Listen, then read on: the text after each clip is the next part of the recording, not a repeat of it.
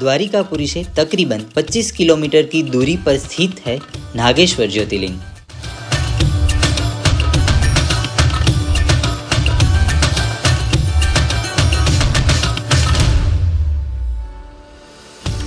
भारत के 12 ज्योतिर्लिंगों में से एक नागेश्वर ज्योतिर्लिंग गुजरात राज्य के बाहरी क्षेत्र द्वारिकापुरी में स्थित है।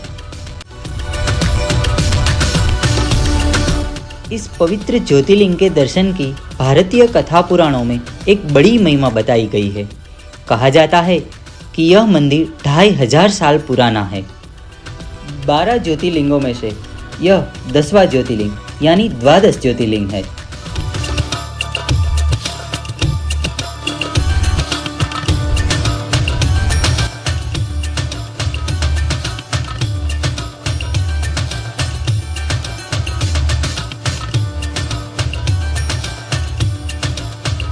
सावन के महीने में नागेश्वर ज्योतिर्लिंग के पास काफ़ी भीड़ रहती है।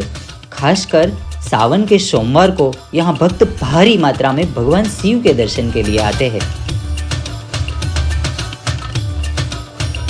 वहीं मंदिर के गर्भगृह में स्थित ज्योतिर्लिंग की बात करें तो यह ज्योतिर्लिंग सामान्य रूप से बने ज्योतिर्लिंगों से थोड़ा बड़ा है। ज्योतिर्लिंग के ऊपर चांदी की परत चढ़ाई गई है और उसके ऊपर चांदी का नाग भी बना हुआ है। सुबह 5:30 पे प्रातः आरती के साथ शुरू होती है यहाँ दिन की शुरुआत।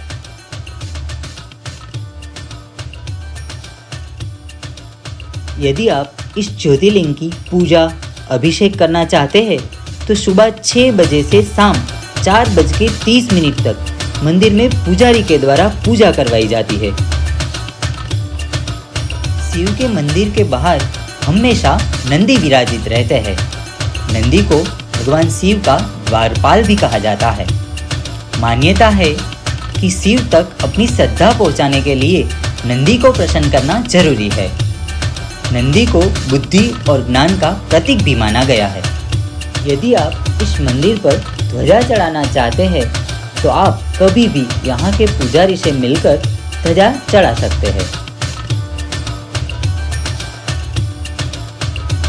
हम आए हैं तो शाम की श्रृंगार आरती के दर्शन करके ही जाएंगे, पर उससे पहले हम यहाँ का पूरा परिषद देख लें।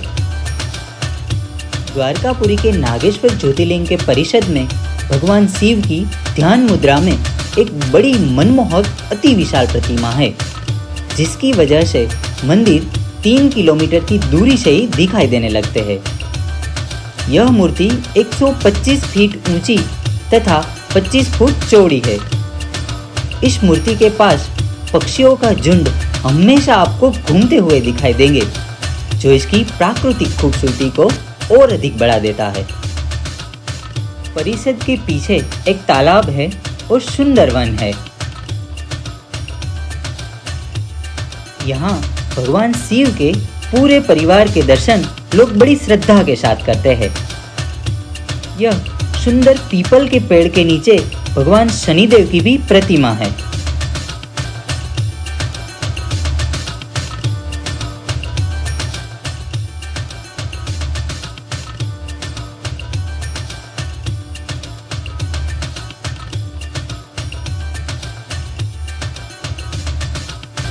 करीब शाम के 8 बजने वाले हैं। मेरे महादेव को बहुत श्रृंगार से सजाए हैं, क्योंकि ये समय है श्रृंगार आरती का।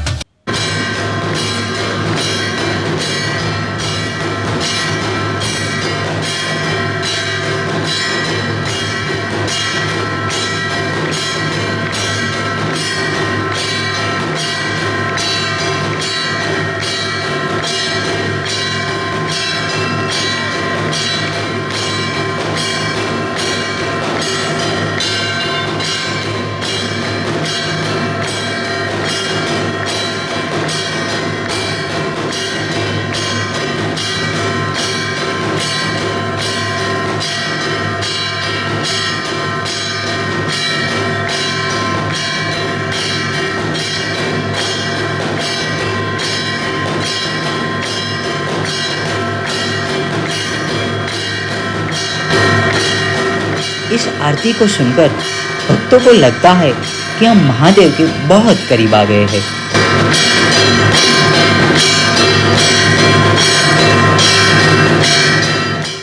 अगर आपने नागेश्वर ज्योतिर्लिंग के दर्शन कर लिए हैं, तो दर्शन के उपरांत आपको ज्योतिर्लिंग के उत्पन्न और उसकी महत्ता के संबंध में कथा जरूर सुननी चाहिए। सुप्रिय नामक एक बड़ा धर्मात्मा और सदाचारी वैश्य था। वह भगवान शिव का अनन्य भक्त था। वह निरंतर उनकी आराधना, पूजन और ध्यान में तल्लीन रहता था। अपने सारे कार्य वह भगवान शिव को समर्पित करता था। मन, वचन, कर्म से वह पूर्ण शिवार्चन में ही तल्लीन रहता था।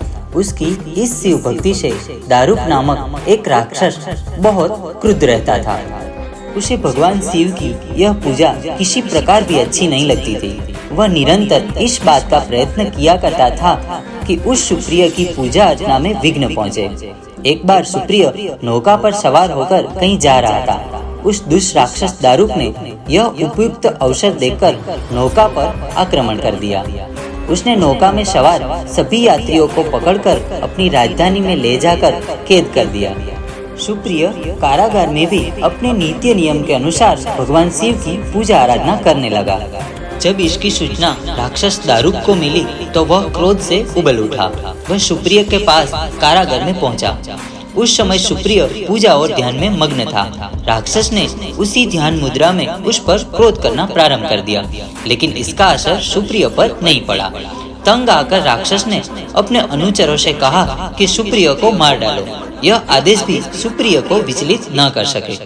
उसकी भक्ति से प्रसन्न होकर भगवान शिव उसी कारागार में नाग के रूप में प्रकट हुए और सुप्रिय को पाशुपत अस्त्र दिया ताकि वह अपनी रक्षा कर सके। इस अस्त्र से सुप्रिय ने राक्षस दारुक तथा उनके अनुचरों का वध कर दिया। उसी समय से भगवान शिव के इस ज्योतिर्लिंग का नाम नागेश्वर के नाम से प्रचलित हुआ।